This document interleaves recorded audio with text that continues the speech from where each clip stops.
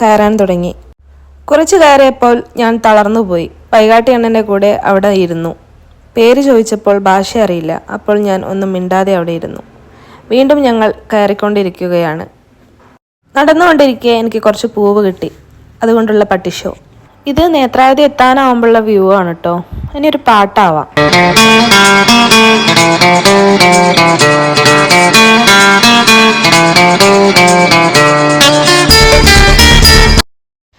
ഇതാണ് ആ വീഡിയോഗ്രാഫർ. അങ്ങനെ നേത്രാവതിയൊക്കെ കയറി ഞങ്ങൾ നല്ലൊരു ഫുഡൊക്കെ കഴിച്ചു. ഇത് ഞങ്ങളുടെ ക്രിയേറ്റീവ് ആയിട്ടുള്ള കുറച്ച് വീഡിയോസ് കാണാം.